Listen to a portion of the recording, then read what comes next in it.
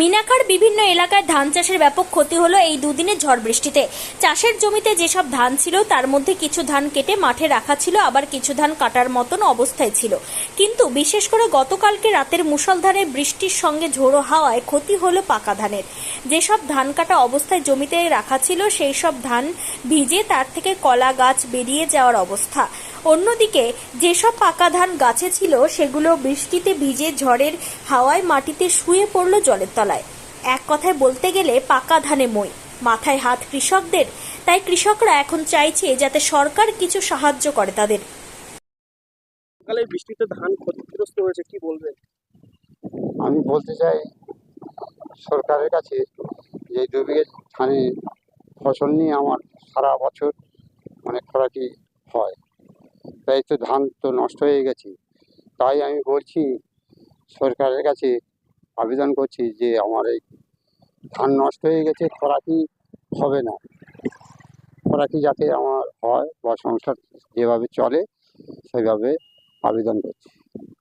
কতটা কিভাবে নষ্ট হলো এত ধান? এই ঝড় বৃষ্টিতে কাটা ধান জলে ডুবে গেছে, আবার আস্তে মানে গাছে দাঁড়িয়ে আছে সে আবার নষ্ট হয়ে গেছে, এইভাবে নষ্ট হয়ে গেছে। চাইছেন?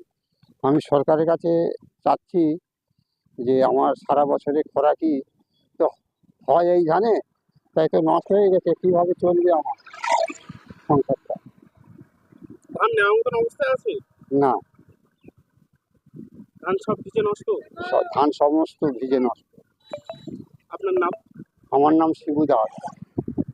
ধান ক্ষতিগ্রস্ত হয়েছে তো আপনার, দেখলাম, কি বলবেন? আমরা তো নিজে নিয়েই চাষ করি, আমরা খুব গরিব মানুষ। তা হচ্ছে গিয়ে ওই এবার তো লোক শুনবে না, বলবে আমাদের লিজ দিতে হবে। তা আমার যা ক্ষতি হয়ে গেল আমি লিজ দিব কি করে, সেই কথাই আমি ভাবছি। কতটা ধান ক্ষতিগ্রস্ত হয়েছে? 2 বিঘে জমি। ধান নেওয়ার মতন অবস্থায় আছে? এইরকমই অবস্থা, এরকমই অবস্থায় যায় ভিজে টিজে ধান তো অর্ধেক কলা হয়ে গেছে। ধান কি চাইবেন এই মুহূর্তে দাঁড়িয়ে? চাইবো কিছু যদি সরকার সাহায্য করে আমাদের, তো আমাদের একটু উপকার হয়। আপনার নাম? আমার নাম লক্ষ্মীরানী দাস।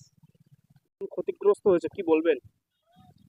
ধান তো প্রচুর পরিমাণে ক্ষতি হয়ে গেছে, আগামীকালের বৃষ্টিতে আরো বেশি করে ক্ষতি হয়েছে, ধান সব কলা হয়ে গেছে।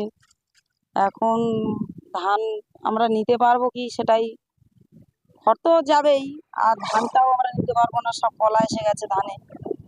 প্রচুর বৃষ্টি হয়েছে, ধান সব জলে ডুবে আছে, দেখতেই পাচ্ছেন এখানে আশেপাশে সব কি অবস্থা।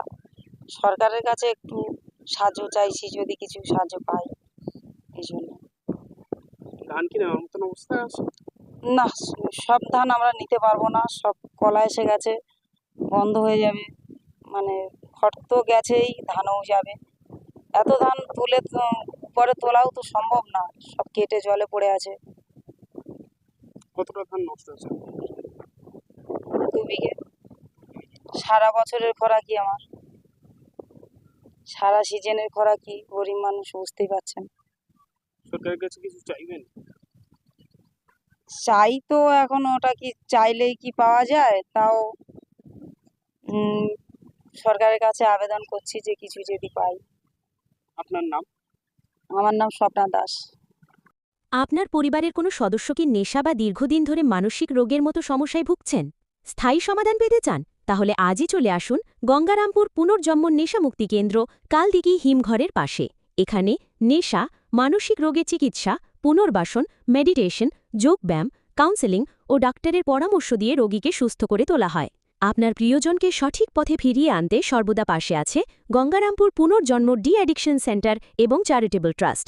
আমাদের ঠিকানা দক্ষিণ দিনাজপুর, গঙ্গারামপুর, কালদিঘি হিমঘরের পাশে। যোগাযোগ 8670149220।